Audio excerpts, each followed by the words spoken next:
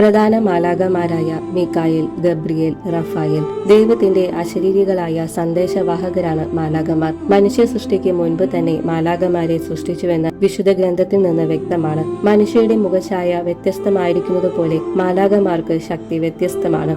അവരുടെ ശക്തി അനുസരിച്ച് 3 വൃന്ദങ്ങൾ ഉൾപ്പെടുന്ന 3 ഹയാർക്കികൾ ഉള്ളതായി പാരമ്പര്യമുണ്ട്.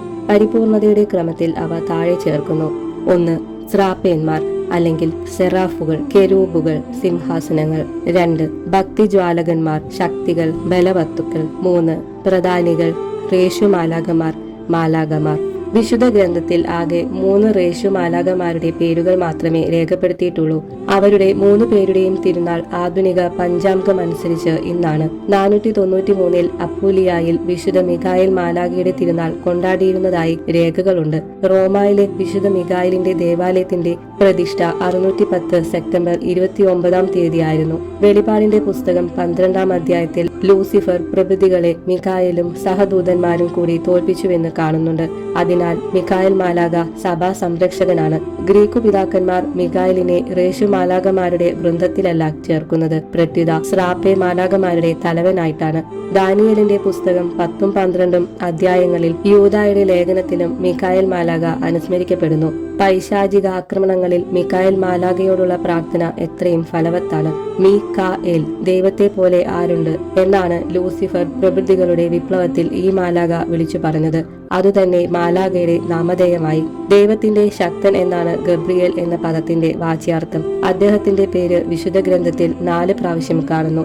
അലക്സാണ്ടർ ചക്രവർത്തി പേർഷ്യൻ സാമ്രാജ്യത്തെ ആക്രമിച്ച് നശിപ്പിച്ചതും ചക്രവർത്തിയുടെ മരണശേഷം സൈനികർ ഭാഗിച്ചെടുക്കുന്നതും ഗബ്രിയേൽ ദാനിയേൽ പ്രവാചകന് വിവരിച്ചു കൊടുക്കുന്നു. രക്ഷകന്റെ ജനനകാലം അതേ പ്രവാചകനെ അറിയിക്കുന്നു. സ്നാപകന്റെ ജനനം സക്രിയാസിനെയും രക്ഷകന്റെ അവതാരം മറിയത്തെയും മുൻകൂട്ടി അറിയിക്കുന്നു. യഹൂദന്മാർ ഗബ്രിയേലിനെ വിധിയുടെ മാലാഖയായി അനുസ്മരിക്കുന്നു. മിഖായേൽ കഴിഞ്ഞാൽ അവരുടെ ദൃഷ്ടിയിൽ 1-ാം സ്ഥാനം ഗബ്രിയേലിനാണ്. ക്രിസ്തീയ പാരമ്പര്യമനുസരിച്ച് വിശുദ്ധ യൗസേപ്പിന്റെ സംശയങ്ങൾക്ക് നിവാരണം നൽകിയതും ഗത്സെമനിൽ കർത്താവിനെ ആശ്വസിപ്പിച്ചതും ഈ മാലാഖയാണ്. തപാൽ ഉദ്യോഗസ്ഥന്മാരുടെ മധ്യസ്ഥനാണ് വിശുദ്ധ ഗബ്രിയേൽ. ദൈവം സുഖപ്പെടുത്തിയെന്നാണ് റഫായേൽ സംജ്ഞയുടെ വാച്യാർത്ഥ്യം. ഗബായലിന് തോബിത്ത് കടം കൊടുത്തിരുന്ന സംഖ്യ വാങ്ങിക്കാൻ മകൻ തോബിയാസിനെ അയച്ചപ്പോൾ സഹയാത്രികനായി ദൈവം അയച്ചു കൊടുത്ത മാലാഖ റഫായേലാണ്. അദ്ദേഹം തന്നെ ഇങ്ങനെ പ്രഖ്യാപിക്കുകയുണ്ടായി: കർത്താവിന്റെ മുമ്പിൽ നിൽക്കുന്ന 7 മാലാഖമാരിൽ ഒരാളായ റഫായേലാണ് ഞാൻ. വെളിപ്പാടിന്റെ പുസ്തകം 8-ാം അധ്യായം ചേർത്ത് വായിക്കുമ്പോൾ ഈ 7 പേരിൽ റേഷുമാലാഖമാർ 3 പേരും ഉൾപ്പെടുന്നുണ്ടെന്ന് കാണാം. അതിനാൽ റഫായേൽ റേഷുമാലാഖ മാത്രമല്ല, സ്രാപ്പേയാണ്. ബത്സേദായിലെ കുളത്തിൽ ഇടയ്ക്കിടയ്ക്ക് ഇറങ്ങി രോഗികളെ സുഖപ്പെടുത്തിയിരുന്നത് റഫായേലാണെന്നാണ് പാരമ്പര്യം. വിശുദ്ധ മാലാഖമാർ നിങ്ങളുടെ മിത്രങ്ങളായിരിക്കട്ടെ.